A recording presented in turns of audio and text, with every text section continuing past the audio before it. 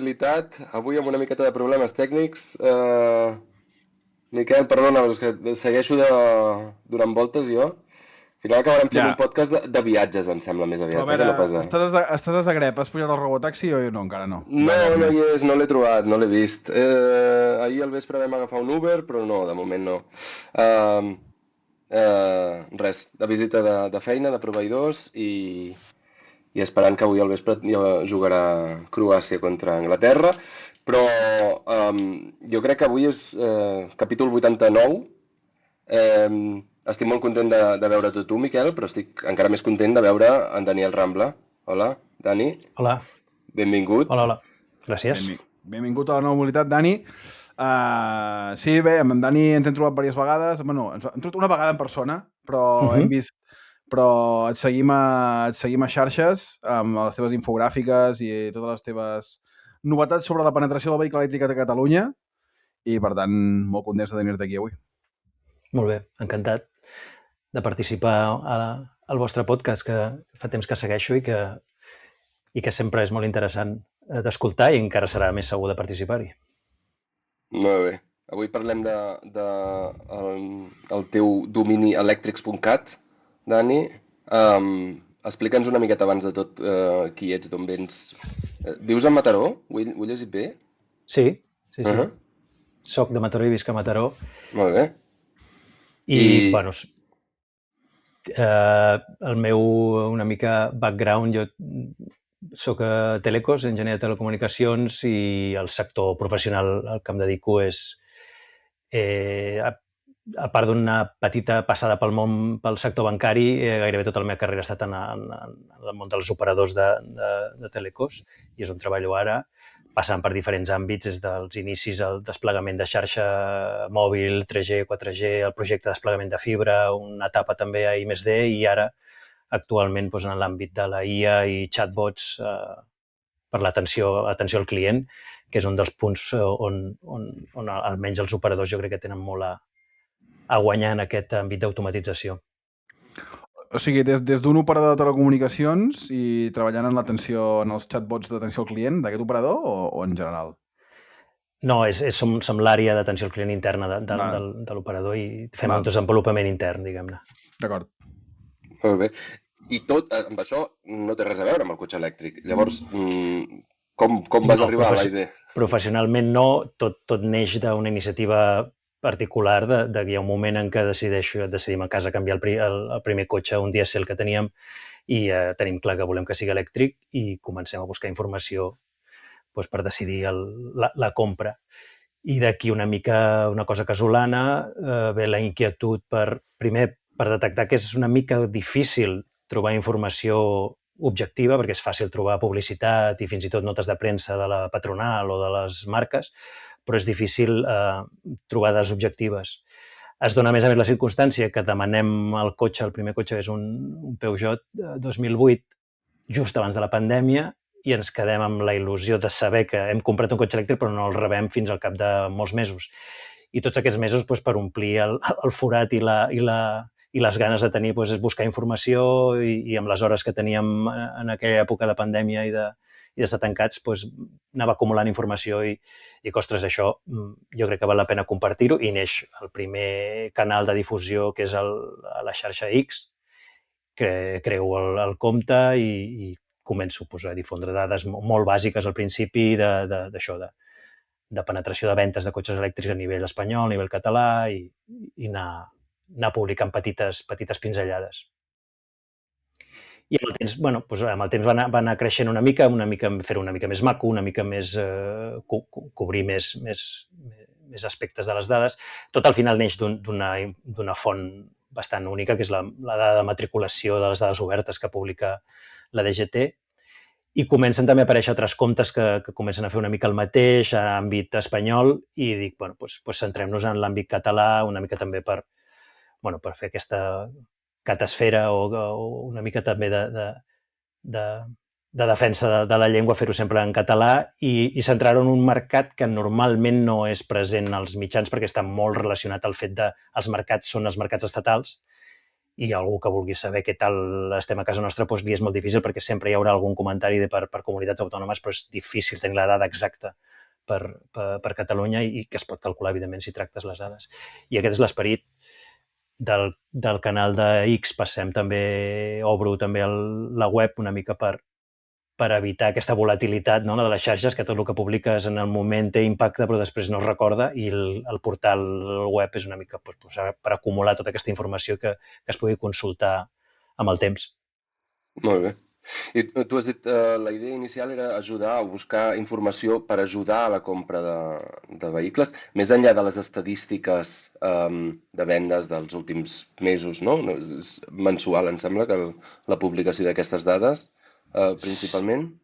Sí, jo crec que la informació interessant és agrupar per mesos o fins i tot per trimestres, però bueno, les xarxes tenen aquesta immediatesa que al final tens la DGT publica dades diàries, amb la qual, si vols, pots treure estadística diària, que no és gaire rellevant, però sí que moltes vegades pots extreure certes anècdotes, si algun dia es fa el rècord diari de matriculacions d'elèctrics o si algun dia es matricula per primera vegada algun model nou, doncs, bueno, tot això també va creant una mica de continuïtat, perquè si només publiques de mes en mes, doncs, bueno, és una mica la intenció una mica de crear aquesta continuïtat i aquesta petita comunitat, no?, que es vagi interessant pel dia a dia.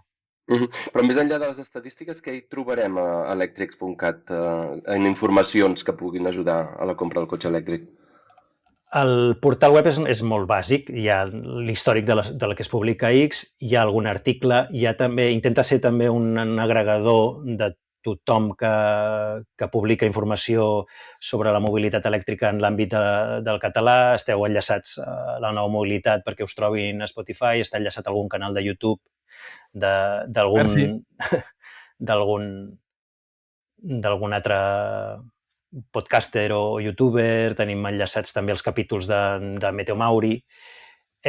Algun intent de publicar algun article, però bueno, això necessita temps i informació i sobretot hi ha un aspecte que em va semblar bastant interessant, que no sé si... no rep moltes visites, però vam crear un índex que li vaig dir l'índex ECAT, que intenta ponderar diferents aspectes tècnics dels cotxes. Hi ha un rànquing. Per exemple, pots anar a mirar si el Renault 5 puntua un 432 i el Tesla Model 3 Long Range és un 675 i dona certa orientació a nivell tècnic. Però valoració per als usuaris mateixos? O qui dona no, aquesta és una fórmula matemàtica que pondera capacitat de la bateria,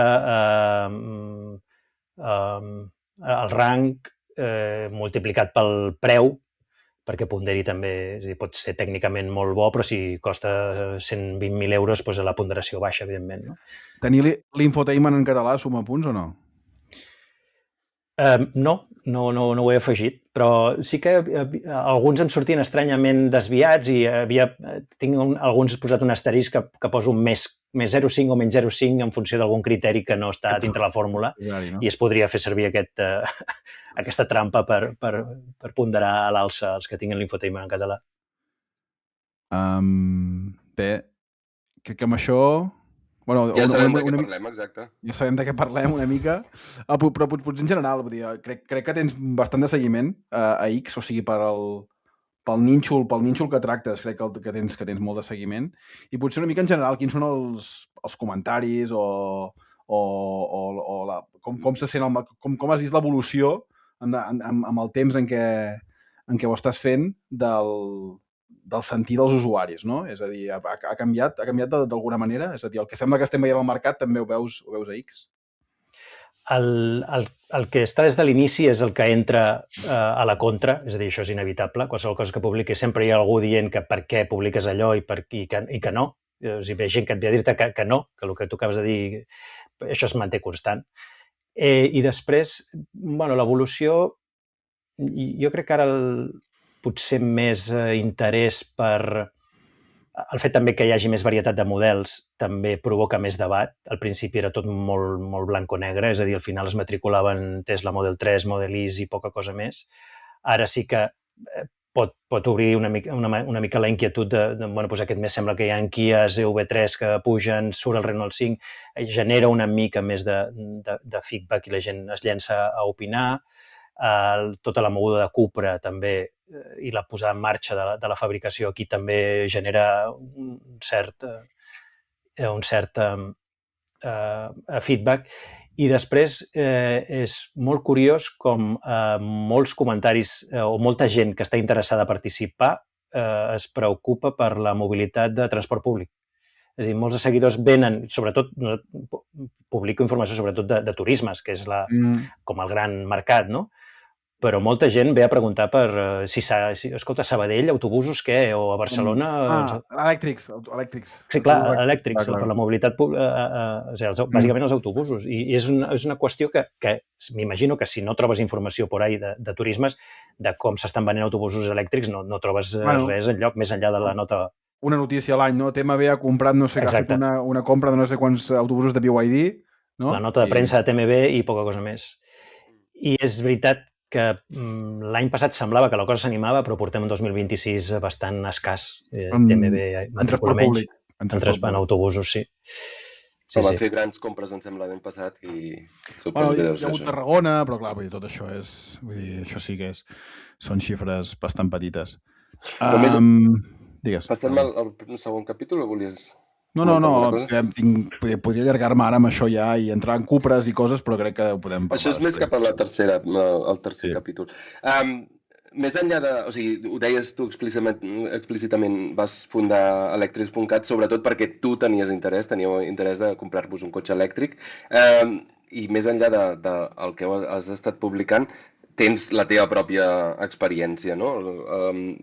Com veus la diferència entre això, no? Les expectatives del cotxe elèctric i després l'experiència real amb la infraestructura, com s'ha anat evolucionant? Has passat molts problemes a l'hora d'enxufar-ho i tal?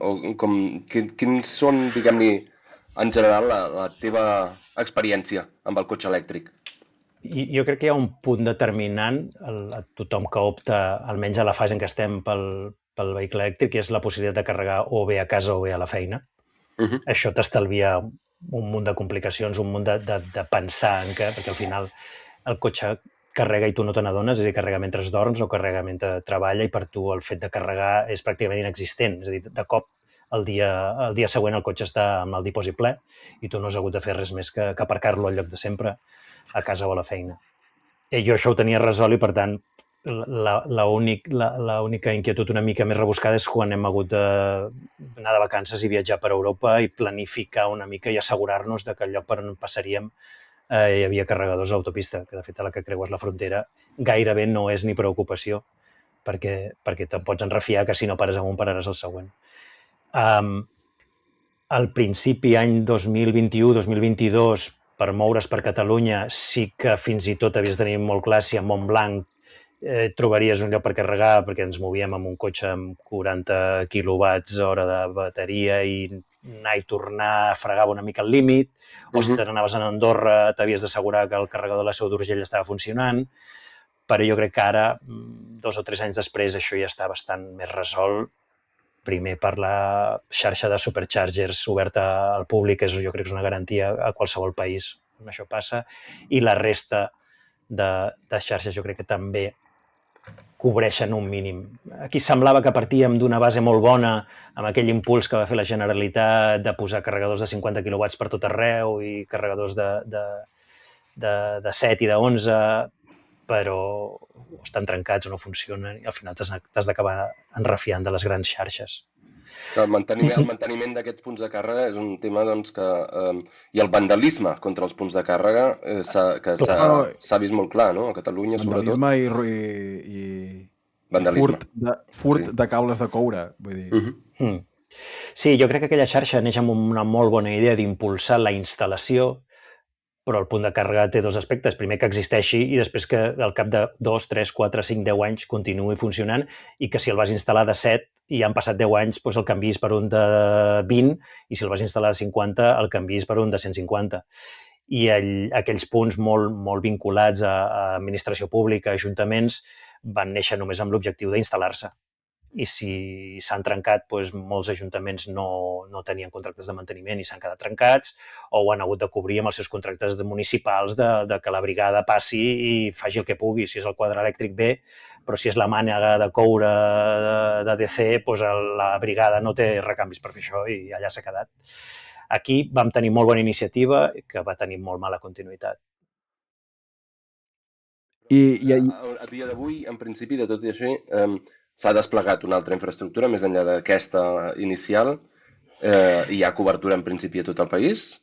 Jo crec que sí, almenys a ciutats grans i mitjanes està cobert, i vies de comunicació, tot i que no de la manera ideal, que seria que estiguessin a les estacions de servei dintre de les pròpies autopistes, que és la forma natural de viatjar per una autopista, i entres en una àrea de servei, carregues, pres un cafè i continues.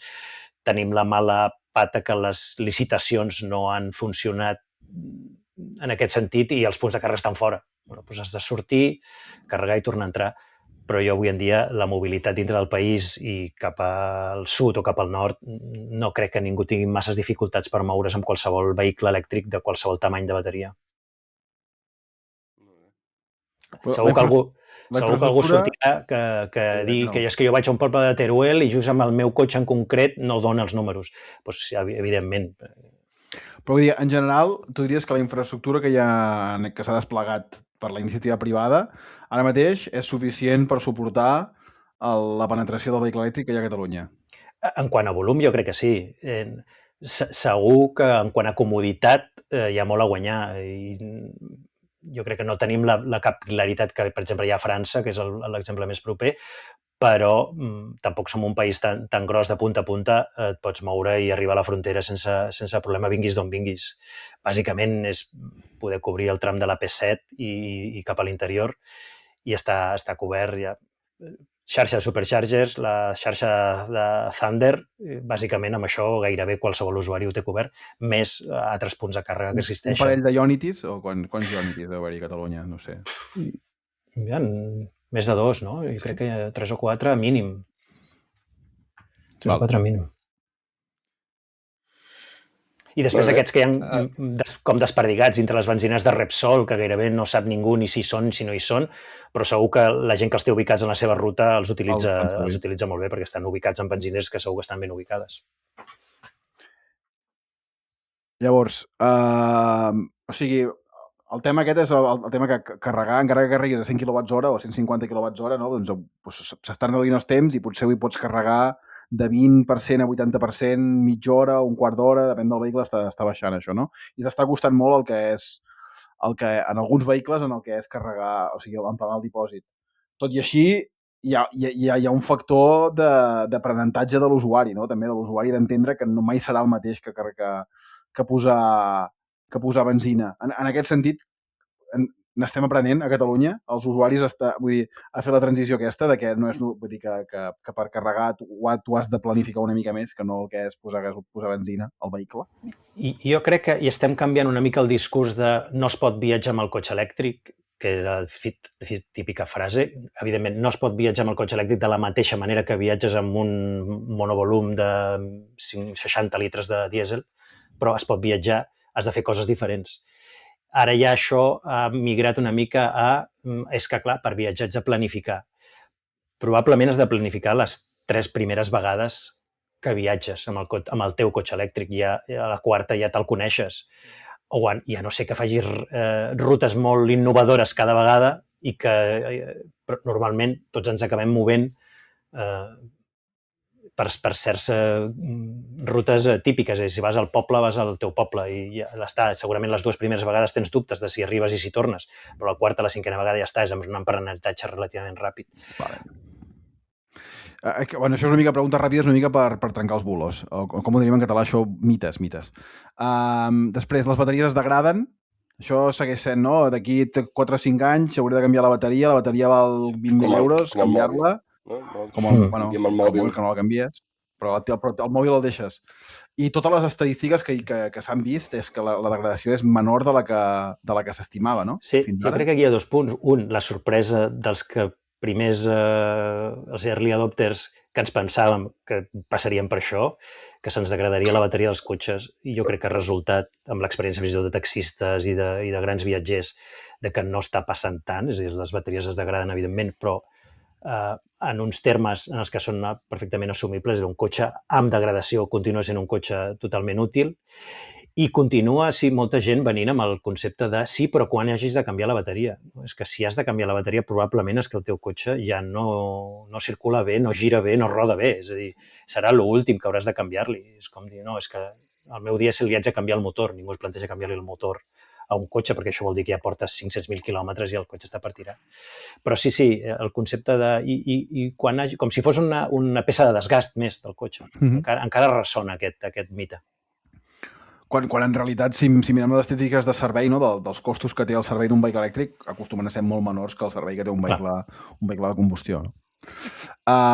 I després, potser una mica el preu, no? I que potser sí que era veritat que fins fa 2 anys els models eren molt més cars que la mitjana de vehicles, perquè tots els constructors van entrar en aquest mercat amb vehicles d'alta gamma per a capturar prou marges, però ara cada vegada ho està canviant i ho estem veient que vehicles més i més assequibles. No sé si això, i ara poder ja anem saltant cap al següent punt, estem veient en l'actitud de compra dels consumidors, no?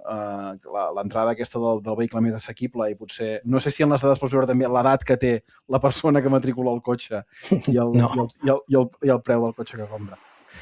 El que sí es veu és l'entrada de models que clarament calien per omplir el mercat. És a dir, un pot fer la reflexió i fer números i dir que un Model 3 Long Range amb 2 motors és un cotxe que per 40.000 euros al costat dels seus competidors s'ho val, però si no tens els 40 i pico mil euros t'és igual. És a dir, és molt bon cotxe, però jo necessito un cotxe de 19.000 o com a molt de 23.000. Calien aquests, i ara han aparegut. Aquests Kia i BYD han omplert aquest forat.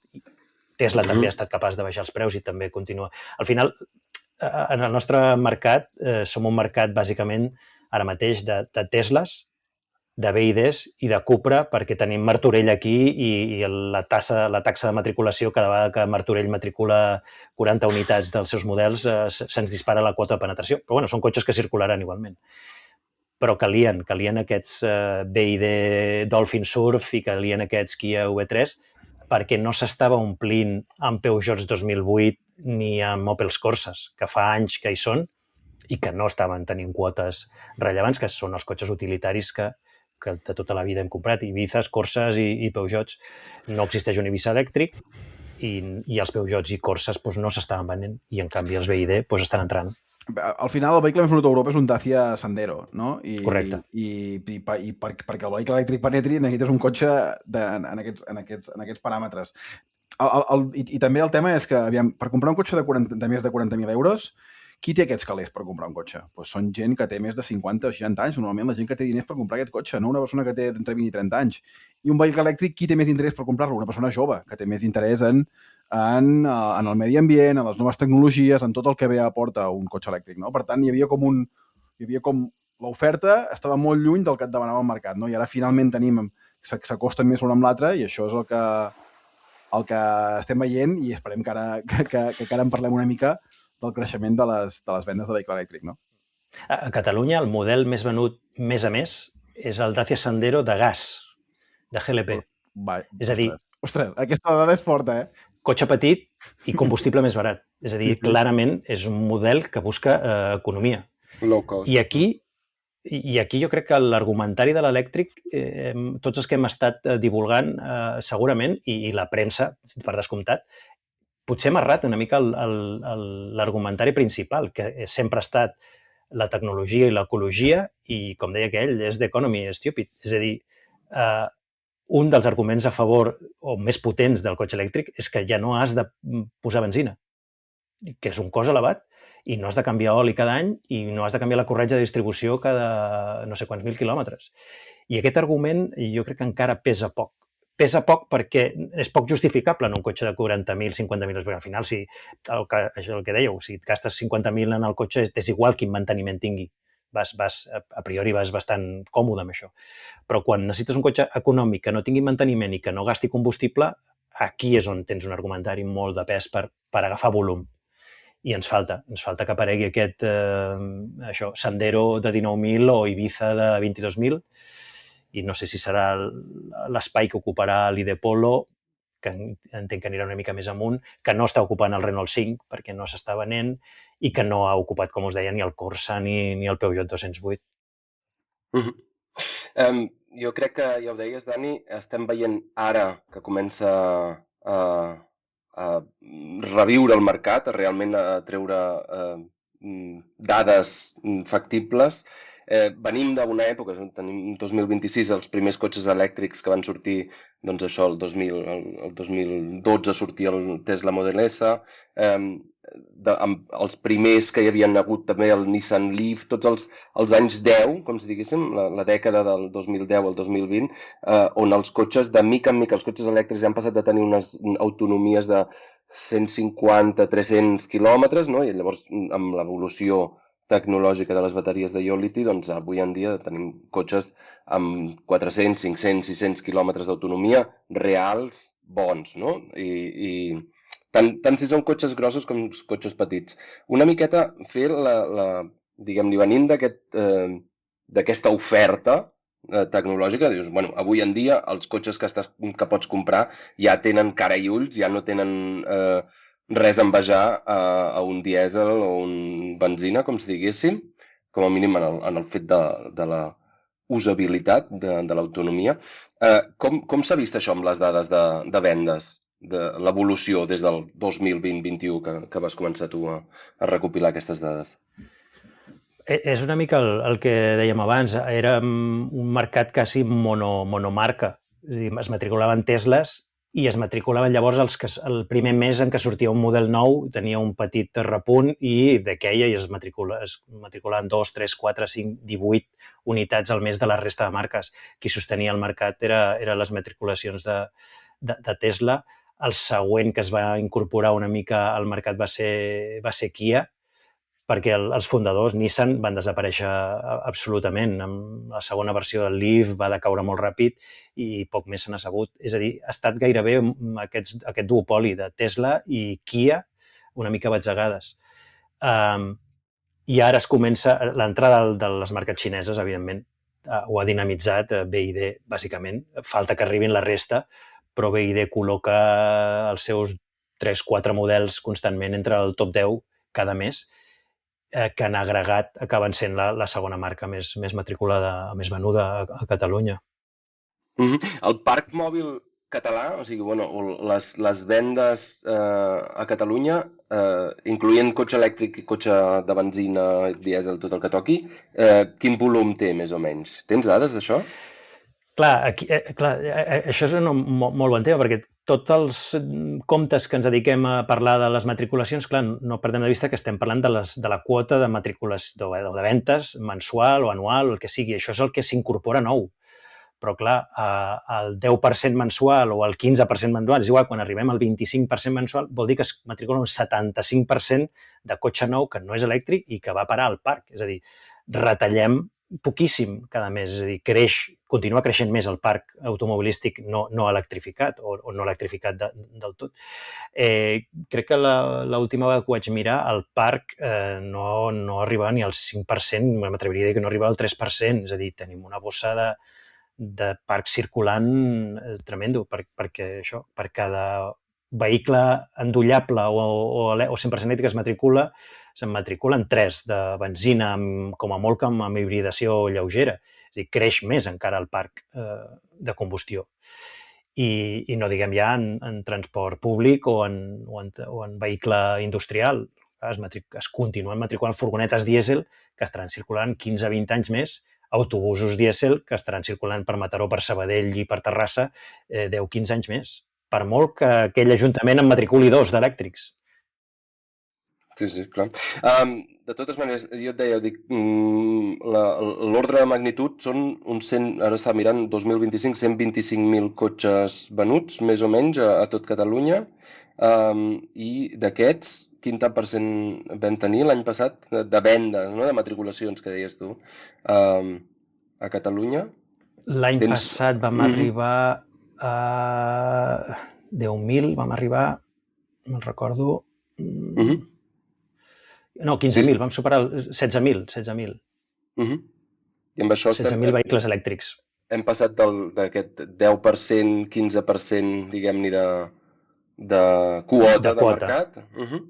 I són diguem-ne, aquestes quotes és les que portem veient des de fa anys, diguem-ne, potser dels 4 o 5 anys que es veu més a l'Europa central, no? Vull dir, fins i tot països més conservadors com Alemanya, on el dièsel sempre ha estat, diguem-ne, bastant potent, estem veient, doncs, ja estem passant dels 25-30% de vendes elèctrics, no?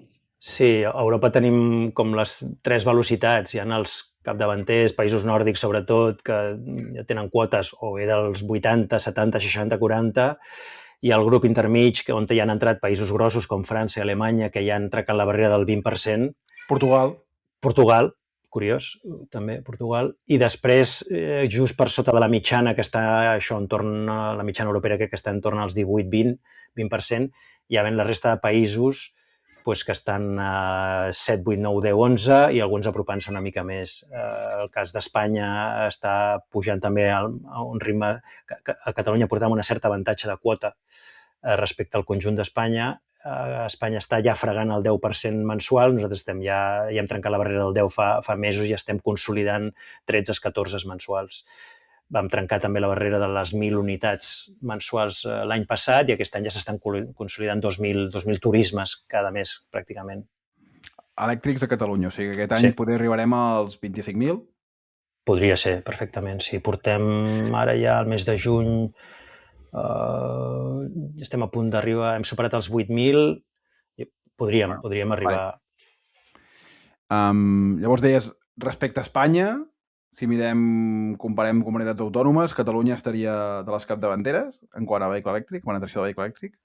Sí, hi ha la Navarra, País Basc, que tenen incentius fiscals especials que els estan funcionant molt bé, i després hi ha la Comunitat de Madrid, que també concentra molta matriculació, també té la distorsió de que es matricula molt vehicle que després circula per altres llocs i es matricula a Madrid. Però sí, estem en el grup de capdavanter.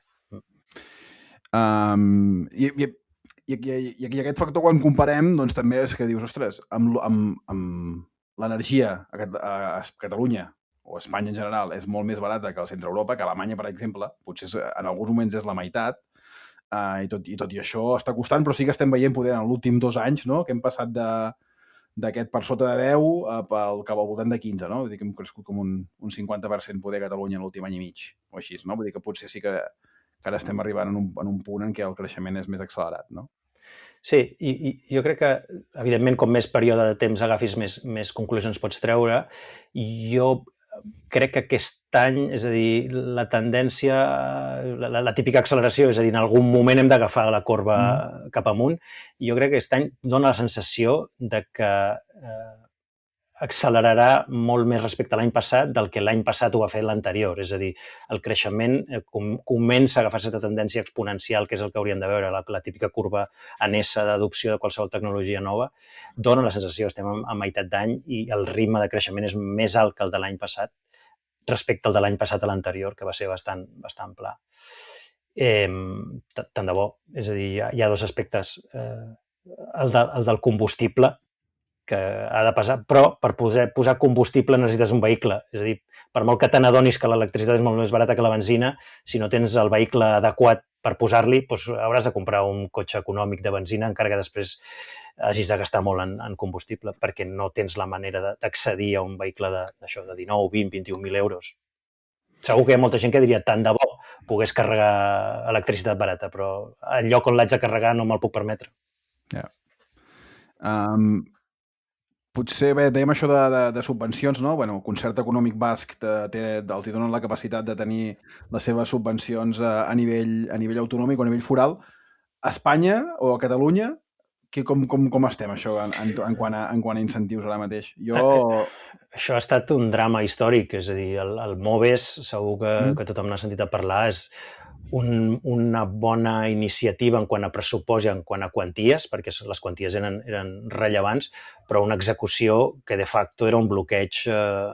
Primer compraves i després ja veurem quan et pagarem la subvenció, no? Correcte. Bueno, al principi primer havies d'esperar a tenir-ho concedit perquè tenia un aspecte incentivador i, per tant, no podies gastar ni un dur, no podies ni donar la paga i senyal fins que no te'l concedien. Això ho van arreglar i, més o menys, ja te'l podies comprar si tenies els diners i esperar a fer el tràmit. Un tràmit tremendament complex que queia de part del ciutadà. A més, havies d'omplir formularis poc amigables i aportar moltíssima documentació. I això, que rebies els diners a posteriori, a més, després els havies de declarar a Hisenda i part de la subvenció s'acabava pagant amb impost de la renta. Això han dit que ho canviaven aquest any. De fet, està aprovat des de principis d'any que el MOVES es veu substituït pel Plan Auto Plus. El problema és que han aprovat la llei però no el règim per aplicar-la. I estem a meitat d'any i no hi ha ajudes. És a dir, tot aquest creixement que estem veient és... Sense ajudes. Sense ajudes. O sigui, imagina't, si tenim ajudes encara podríem accelerar més la corba. Correcte. L'any passat, digue'm una cosa, de totes maneres, el president Illa va presentar l'any passat, el 2025, era el febrer, el pla d'impuls al vehicle elèctric, amb més de 1.400 milions d'ajudes, i ara, no sé si m'estic equivocant, jo em pensava que seria de cara cap als clients privats. Una part era infraestructura, no? Sí, jo crec que no cobria el preu de compra. D'acord, ara ho estava intentant revisar perquè m'estranyava, però, clar, si només és per ajudar a fer desplegar infraestructura de càrrega, impulsar la demanda del vehicle elèctric, però no sé fins a quin punt, no? Estimular la demanda de punts de càrrega, molt bé, no sé. No és el que fa, diguem-ne, que tiri endavant, no? En principi. Al final, l'usuari, el client, el que vol és un descompte en el preu de compra, que li diguin aquest cotxe val 28, però només cal que en paguis 22. Si tens 22.000 euros te'l pots endur i els altres 6.000 els paga l'ajuda, però tu has de desembutxacar només 22. El problema del Pla MOVES és que tu havies de tenir els 39.000 euros per comprar-te el Tesla, per molt que després te'n donessin 7.000 i et quedava un cotxàs per 32.000, però si no tenies el preu de partida, els senyors de Tesla no et donaven el cotxe, evidentment. Sí, hi ha un factor... Em sentiu? Digues. Sí. És que se m'ha quedat la pantalla penjada. Infraestructura, ajudes i demanda, però sobretot de flotes empresarials, era l'ajuda, i l'altra era per la modernització del sector automobilístic català, és a dir, per les empreses. De cara a les empreses. No a usuari final o a usuari que no és de flota. I de totes maneres jo crec que hi ha un factor aquí que s'hauria de tenir en compte. Moltes vegades les flotes acaben sent a posteriori, en una segona vida, diguem-ne, i com a cotxe usat, cotxes privats. I això és el que també fins ara ha faltat, no? L'oferta. Clar, si ningú es compra un cotxe elèctric i que valgui 40.000 euros, dius 40.000, 60.000, doncs cotxes d'empresa que potser seran més cars, seran més de luxe potser, no hi ha la segona vida de després de dir al cap de 3 anys o 6 anys, depèn de com les empreses revenen aquests cotxes i en compren un de nou, no? I llavors el mercat de segona mà de cotxe elèctric encara va més enrere, no? Com si diguéssim. Sí, i de fet jo crec que viurem en aquest aspecte en el sentit contrari. Tinc la sensació de que Espanya en general i Catalunya en particular acabaran sent un mercat per desfer-se dels últims estocs. És a dir, tot el rentacar, tot el cotxe de lloguer que es col·loqui a Eivissa, a les zones turístiques, serà fins l'últim dia el lloc on acabaran arribant els Corsa de benzina i els cotxes petits de benzina que no voldran a Alemanya i França. Acabaran arribant aquí, aquests cotxes tindran uns anys de vida com a renting, com a flotes, perquè faran uns preus de reventón i l'administrador de l'empresa que necessita una flota de 10 cotxes pels seus comercials no podrà dir que no als preus que li oferiran, per molt que siguin de benzina. Tindrà una primera vida com a flota i tindran una segona vida, com tu deies, després en el mercat de segona mà, si estirarem aquests vehicles fins l'infinit. Tinc la sensació que aquí ens tocarà ser una mica el desguàs de tot aquest estoc. Sí, està ben vist. A mi el que m'agradaria tocar ara són els models i comparar models a Catalunya versus models a Europa, que ja saps que a mi, Martí, és el que m'agrada molt fer-ho, sempre mirar això, i també he interactuat amb tu a xarxes al respecte. Per tant, el que estem veient a Catalunya és que Tesla ara torna a ser número 1, no? Tesla és número 1 ara mateix a Catalunya en quant a models, no? Sí. Model 3, model Y. Va deixar de ser durant un temps, però ha tornat a ser, no? Sí, també és veritat que el titular està servit, perquè Tesla... Té dos models, vull dir que... Té dos models i, a més, entrega des de la Xina a batzegades. És a dir... Venen tots de cop. Clar, hi ha un mes que Tesla s'enfonsa i hi ha un mes que Tesla remunta. I s'enfonsa i remunta. Per què? Perquè fa entregues, has de veure una mica de perspectiva i la premsa tira d'aquest clickbait constantment. Però de manera consolidada és líder indiscutible com a marca i com a models. Però el model Y no, el model Y ve d'Alemanya, no? Per tant, aquest el model Y ve d'Alemanya, sí. Hauria de ser més estable, aquest. Ho és, sí. És més... Però ara, aquest any, per exemple, s'estan venent molt més Model 3 que Model Is. Almenys fins ara. I el número 2 seria BYD, no? Bueno, té com moltíssims models, BYD, té una llarga llista de models, per tant, si en desagregat té una imatge, però si els agregues és una altra, però sí que ha crescut molt, no? BYD. Sí, agregats són els segons, i individualment per models el Kia EV3 es cola moltes vegades a la segona posició, el Toyota Seat-R sembla que va sortir i va tenir el seu boom i sembla que s'està sostenint, és a dir, amb xifres més o menys als primers mesos de vida que està allà al top 5, i comença a aparèixer els Deepal, també comencen a treure el cap al rànquing, i els Lean Motor, dirien que són els que s'estan barallant sempre per la part alta. M'has descol·locat el Deepal, no sé quin és. Deepal és del grup... Ostres, no em voldria equivocar, no sé si és grup Chery? Chery? Bueno, Chery té Jaebu i l'altre, no sé si és Deepal, però... Hòstia, busquem-ho perquè igual estem llançant aquí... Vale. Ara sé els Deepal. El Deepal són... O sigui, el logo és només la DP, no? Com si diguéssim. Una cosa així. No m'ho sé exactament. Confirmem grup Chery. Deepal S05... Chang'an. Un altre dels grans de la Xina, de Chongqing. Val. Doncs això, Tesla, Àsia, és a dir, Corea, Xina. On són els Cupra? Jo sempre estan fora del top 10. De tant en quant dius, bueno... Cupra perquè els fan allà, però al cap i a la fi, ara n'està mirant, un cotxe més venut elèctric, els Volkswagen, el grup Volkswagen, en general, Cupra, Skoda, Seat, Seat elèctric no en tenim, però... És que a Alemanya, l'any passat, dels 10 cotxes elèctrics més venuts, 7 eren del grup, o 6 o 7 eren del grup Volkswagen. Skoda, que ara mateix Skoda està tirant molt, l'Skoda Epic. No, l'Epic encara no, l'anterior. Bé, és igual.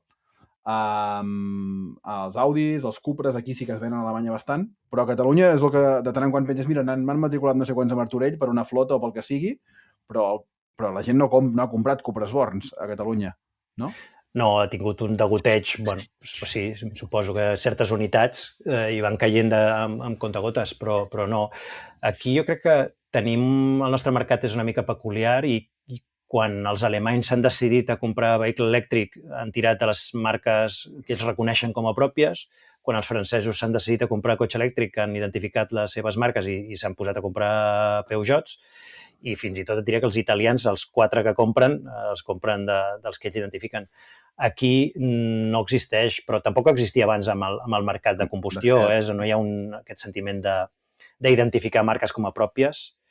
Seat una mica sí, però Cupra no crec que tingui aquesta tirada o aquesta identificació, per molt que s'intenti associar amb Barcelona, i ni tan sols el vehicle que no sent de marca pròpia es fabrica a Espanya, perquè hi ha fàbriques a Vigo, hi ha fàbriques a Madrid, no hi ha aquesta afiliació, diguem-ne, a cap marca concreta, és molt dispers.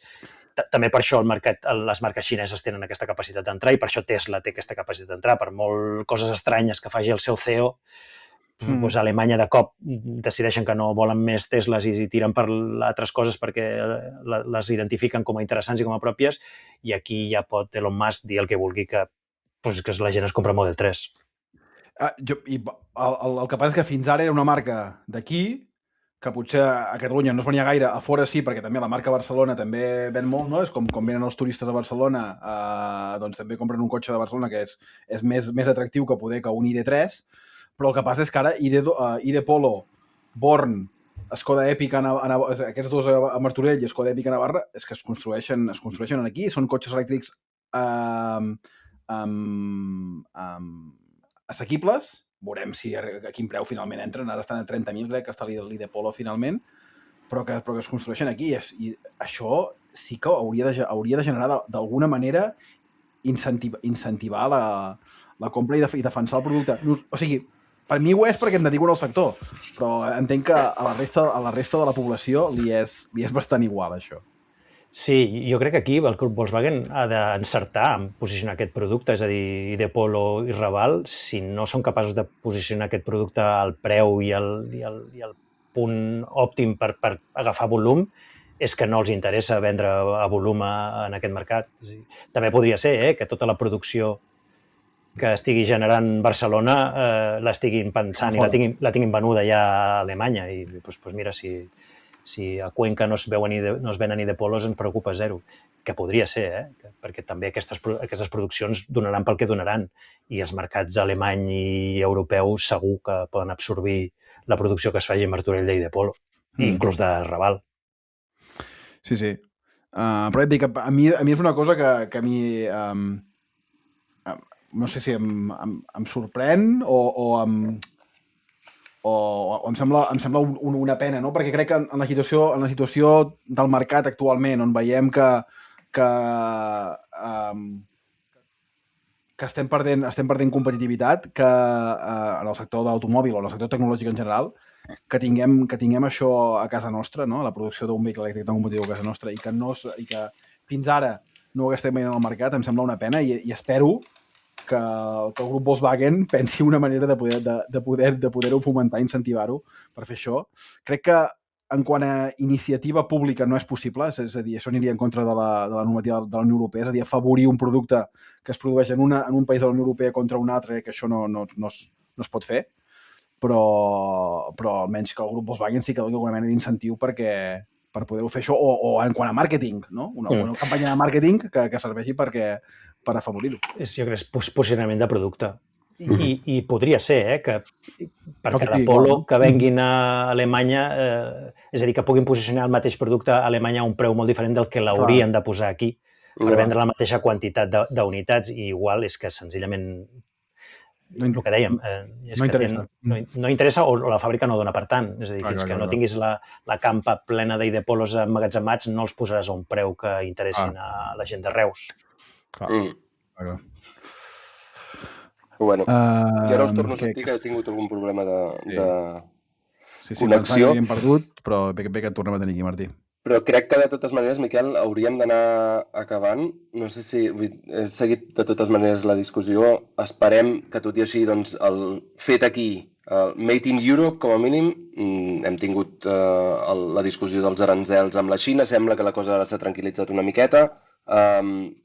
I tot i així veiem les empreses xineses posant fàbriques a Espanya, a Europa en general. Veiem Chery fent cotxes fins ara no del tot elèctrics purs. Ara han anunciat el primer, no? Em sembla, si no m'equivoco. I els amics d'Ebro també produint a Catalunya, a Barcelona, fins ara plug-in híbrids endollables, i ben aviat esperem que aquest cotxe elèctric endollable. I només esperar, doncs això, que el mercat reaccioni, que el mercat se n'adoni que és una bona... són qualitativament bons i que poden... que són una oferta molt interessant, no?, el cotxe elèctric. Aviam, seguirem les teves estadístiques, Dani, aviam si canvia una miqueta. Ja que mires tantes estadístiques, també podem fer una mica la bola de cristall, no? És a dir, que projectis una mica les corbes, les projectes d'aquí un parell d'anys. Jo què sé, 2030, per dir alguna cosa. Crec que no és que haurem passat 50%, que estaràs mostrant a Catalunya més del 50% de matriculacions noves seran elèctrics? 2030, no, em sembla massa curt termini. Tenim un fet distorsionador del mercat, que és la data del 2035. Clar. Que de facto no es podran vendre vehicles de combustió. Legalment sí, però hauràs de compensar-ho amb ventes d'elèctrics tan bèsties que probablement... I llavors, a mi el que em té molt intrigat és què passarà el D-1 l'any anterior i els 2 anys anteriors. I tinc la sensació de que aquí probablement passarem una mica del blanc al negre. I jo a vegades, en el meu sector, mentre Europa desplegava fibra a saco, aquí continuem colant-li a la gent la DSL fins l'últim moment i hasta 20 megas i fer ofertes de DSL fins l'últim minut i de cop les operadores vam dir prou de DSL, tothom fibra. I en 4 dies li vam canviar la DSL per la fibra a tothom. No sé si serà tan exagerat, però tinc la sensació de que hi haurà un moment en què la gent anirà al concessionari i l'argumentari dels concessionaris canviarà de cop. No, benzina no, benzina no, ha de ser elèctric.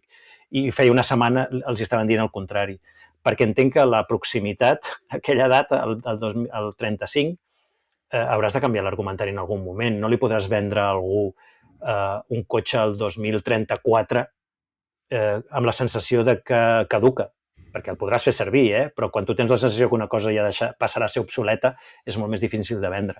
I crec que fins que això no estigui molt a sobre, el 30 em sembla massa aviat. Clar. També hi haurà una part de la població molt contrària, no? Molt de dir, bueno, doncs jo vull seguir, a mi que no em facin... A mi per què m'obliguen a anar amb un cotxe elèctric, no? Sí. Una part important de la llibertat de decisió. Hi ha un compte a X i a Blue Sky que es diu Le Rafi, que fa un model matemàtic de projecció i jo crec que és molt interessant. I crec que recordar que per Espanya posava el punt de creuament de quota tèrmic elèctric més aviat cap al 34-35. Val. Poder Catalunya 2 anys abans, doncs estaríem al 32-33, poder. També està la incògnita de quin paper jugaran els endollables, perquè en molts mercats que han començat abans l'endollable ha estat una tecnologia de transició, però si la transició la vols fer molt més ràpida, aquesta tecnologia intermitja potser no perd el seu moment d'oportunitat, no? Perquè ja quasi no passo pel punt intermitja. No és eficient, ja, no? Ja vaig directament a la solució final. El que ens explicava en Carlos... com es diu? Carlos Tavares, de Stellantis, el CEO, que el vam entrevistar fa un parell de mesos, que ens deia, diu, la solució medioambiental no és fer-ho tot elèctric, perquè seguirà havent-hi un mercat molt gran de gent que no es podran permetre el cotxe elèctric, que no els hi donarà prou autonomia, deia ell, o que no podran carregar el dia a dia. Espera't, deixa'm acabar la frase, Miquel, després ho dius. I deia, diu, la solució és, com a mínim, els cotxes de benzina que porten 300, o de dièsel, 300, 400 quilòmetres, 400.000 quilòmetres, amb una tecnologia molt bruta i tal, canviar aquests per cotxes microhíbrids amb tecnologia de 48 volts i que com a mínim doncs, redueixin les emissions més per sota dels 100 grams de CO2 per quilòmetre. Era la seva visió. És visió d'indústria, des de luego, per amortitzar els desenvolupaments a 10-15 anys vista, necessita això. De fet, per això estem en el punt que estem, perquè la indústria és la seva solució. El que no sé si des del punt de vista dels ciutadans ens interessa aquesta solució o no. Perquè ells podrien tirar, doncs vinga, ara Euro 7, Euro 8 i cada vegada més desenvolupament i estirar aquesta tecnologia fins a... Però jo crec que ja, és a dir, continua havent-hi telèfons mòbils... de què és la indústria la que ho vol. Però bueno. És a dir, jo estic d'acord, telèfons mòbils amb teclat físic, n'hi ha, tu si els busques els trobes, però no és, quan tothom pensa en un telèfon mòbil, pensa en una pantalla tàctil. Jo crec que en un moment proper els cotxes seran elèctrics i existiran cotxes d'altres tipus que no siguin elèctrics, sí. El motorsport, a les necessitats específiques, el món rural, és igual el que sigui. Però el centre ha de pivotar, jo crec, molt ràpid en els propers anys. O hauria de. Miquel, última pregunta i passem al qüestionari? Passem a... No el tens estat amb el mòbil. No estàs amb el mòbil. És que no puc qüestionari. aplicar. Sempre 3 preguntes. Dani, la primera és opinió agosarada. La teva opinió més controvertida sobre la mobilitat elèctrica avui. Pues mira, jo crec que ja més o menys us les he deixat anar, que és que jo crec que estem en mans dels fabricants. És a dir, ens portaran a on ells vulguin i en el moment que ells vulguin faran el tomb. I ens han estat, jo crec, frenant o no incentivant i hi haurà un moment que ens demanaran el contrari i ens voldran incentivar cap a la direcció contrària. I jo crec que la influència de les verticals, com és el sector automobilístic, tenen molt de pes i si el legislador no té una força encara més gran, estem en mans del fabricant. I si els fabricants consideren que el nostre mercat ha de complir un cert objectiu, ens el faran complir. I si creuen que hem de ser els últims en adoptar el cotxe elèctric, no tindrem altres, perquè les palanques les tenen. Estoc, preu, posicionament, publicitat, lobby. Jo crec que estem molt en mans d'alguns fabricants. Passem al segon, que seria el consell pràctic. Tens fills? Tinc fills. Val. Però aquí me l'has canviat, Martí, aquesta pregunta. No sé què he fet. Sí, l'has canviat. A més, ara teníem la connexió. Sí. Però jo la tornaré a la pregunta que fem inicialment aquí, que és quin consell donaries a algú que va més per la part acadèmica, no? Tu has estudiat telecos, ara estàs interessat en vehicle elèctric. Veient cap on veus que va el mercat, la tecnologia a Catalunya, quin consell li donaries a algú amb fills perquè el seu fill estudi, faci, no sé, general, una mica fora de tema? Mira, això no fa massa ho parlàvem també amb companys, que quan a nosaltres ens va tocar decidir, el món virava de la enginyeria industrial, diguem-ne, del hardware cap al software. I hem estat vivint unes èpoques daurades del software. I jo crec que ara, si hagués de tornar a decidir o si hagués d'aconsellar al meu fill si es volgués dedicar a l'univers tecnològic, crec que és un bon moment per tornar al hardware.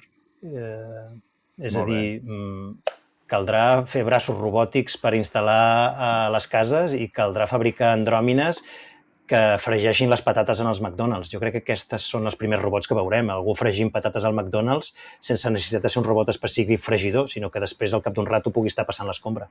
I això és hardware. Jo crec que aquí és on hi ha recorregut. I crec que hi ha prou marge perquè doni temps a la gent que ara entra a estudiar, a formar-se i a guanyar, perquè el boom vindrà d'aquí uns anys. Molt bé. Està molt bé perquè nosaltres som molt de hardware en aquest podcast, per tant... reforcem el missatge. L'última, la vols fer tu, Martí? Bueno, és que de fet ja l'hem retocat bastant. La pregunta era com veus el camp a Catalunya, no? Si Catalunya seguirà tirant de la mobilitat elèctrica dins d'Espanya i dins d'Europa. Europa més aviat no? Però com evolucionarà, què ha de fer Catalunya, diguem-ne, per realment seguir liderant aquest sector, o les vendes, com a mínim? I jo crec que hem estat més early adopters que altres sectors o altres regions o altres zones d'Espanya, i això ens ha posat amb cert avantatge per poder adquisitiu, pel que sigui, per cosmopolitisme, per estar més a prop d'Europa, per la raó que sigui. No tinc tan clar que en el moment en què ja els early adopters ja tenim cotxe elèctric, si la cua que ve darrere serem més ràpids o no, o ens acabarem acomodant a la mitjana. Tinc la sensació de que en el moment en què la resta de població, el resta de ciutadans que necessiten cotxes més econòmics hagi d'entrar, ens acoplarem no tinc les mateixes bones perspectives de que en aquesta segona onada niguem més ràpid que la resta. No em dóna aquesta sensació. Molt bé. Doncs... Ho seguirem de totes maneres a xarxes. Et seguirem i recomanem als nostres oients que segueixin electrics.cat a X, no? O electricscat? Electricscat a X i a Blue Sky i electrics.cat a la web. Doncs, ho facin, que et segueixin, perquè són sempre molt interessants les teves infogràfiques i les teves dades. Moltes gràcies, Dani, per passar una estona amb nosaltres. A vosaltres ha estat un plaer. I fins aviat. Fins aviat. Adéu. Adéu.